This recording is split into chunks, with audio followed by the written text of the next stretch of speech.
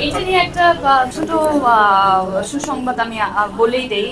গতকাল লন্ডনে London Bengali film ফেস্টিভ্যালে প্রিয় মালতী আবারও বিজয়ী হয়েছে বেস্ট ফিল্ম হিসাবে। তো আমি হয়তোবা যেতে পারিনি, আমার এখানে কাজ ছিল এই কারণে, কিন্তু শঙ্খ দাশগুপ্ত আমাদের ডিরেক্টর প্রিয় মালতী, উনি ওখানে অ্যাওয়ার্ডটা রিসিভ করেছেন এবং এটা আমাদের জন্য, আমাদের টিমের জন্য অনেক বড় একটা পাওয়া।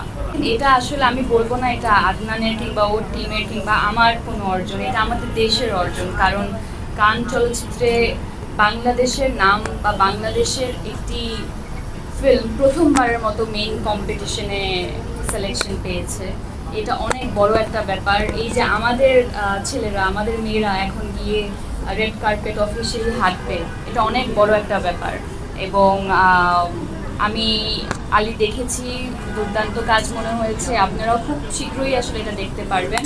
আমি চাই আমরা সবাই মিলে আসলে আমাদের যে ট্যালেন্টগুলো দেশে আছে তাদেরকে আমরা যাতে সাপোর্ট করি, আমাদের গভর্নমেন্ট যাতে তাদেরকে সাপোর্ট করে। কারণ দেখা যায় ট্যালেন্টগুলো আসলে থেকেও হয়তোবা সেই লাইমলাইটটা পাচ্ছে না, সেই সুযোগ পাচ্ছে না। এটা অর্থের জায়গা থেকে বলেন বা আরও অনেক বিষয় থাকে একটা কাজের পিছনে। তো সেই সুযোগগুলো যাতে আসলে ইয়াং ট্যালেন্টরা পায়, এবং আমাদের ওরকম ট্যালেন্ট আছে, এখন তো প্রমাণিতই হচ্ছে যে আমরা ইন্টারন্যাশনাল লেভেলের কাজ করতে পারছি। আমি আলী ধরেই বলি, এত এত দেশ, মানে আমি যতটুকু জানি 4,500-এরও বেশি শর্ট ফিল্ম জমা পড়েছিল কান চলচ্চিত্র ফিল্ম ফেস্টিভ্যালে। তো সেই জায়গা থেকে টপ 11-এ আমাদের দেশের একটি শর্ট ফিল্ম জায়গা করে নিয়েছে। আর এটা আমার জন্য, মানে আমি তো অবশ্যই অনেক অনেক খুশি। আমার মনে হয় এই অর্জনটা আমাদের সবার। আমার আরেকটি সিনেমা যেটা আমি প্রায় 2 বছর হয়ে যাচ্ছে করেছি, ওটা রিলিজ দেওয়ার সময় একদম ঘনিয়ে এসছে, সাবা। সাবার ব্যাপারে আপনারা জানেন, ওয়ার্ল্ডের টপ 5 ফেস্টিভ্যালসের মধ্যে যদি আমি বলি, টরন্টো ইন্টারন্যাশনাল ফিল্ম ফেস্টিভ্যাল পড়ে, সেখানে এটার ওয়ার্ল্ড প্রিমিয়ার হয়েছিল। এবং তারপরে বুসান, বেঙ্গালুরু, আরও বিভিন্ন সুইডেনে, আমেরিকাতে, ডালাসে লাস্ট উইকে, তো অনেক জায়গায় আসলে এটা সিলেকশন হয়েছে। সামনে অস্ট্রেলিয়াতে যাচ্ছে। তো এই ফেস্টিভ্যালের জার্নিটা যখন শেষ হয়ে যাবে, শেষ হয়েই আসছে প্রায়, দেশে অবশ্যই আপনারা সাবাও দেখতে পারবেন।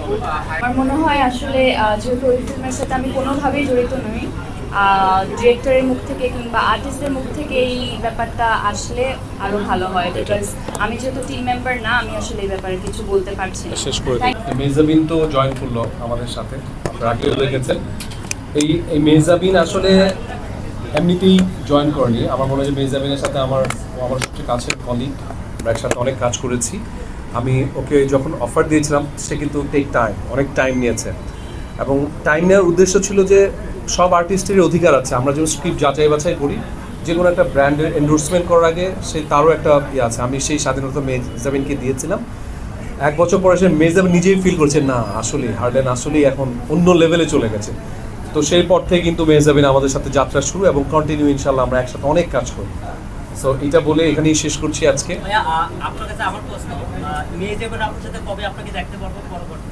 মেহজাবিনের সাথে একদম প্রথম থেকে শুরু করে অনেক কাজ করেছি আমরা একসাথে। আমরা নাটক করেছি, যেহেতু আমি সিনেমার মানুষ, তখন সিনেমা আর করা হয়নি। আর মেহজাবিন যেহেতু এখন ফিল্মে মাত্র পা দিল, ডেফিনেটলি মেহজাবিনের সাথে অনেক ডিফারেন্ট ইউনিক কিছু দেখা যাবে, এবং যেটা একদিন কান চলচ্চিত্রে জায়গা করে নেবে।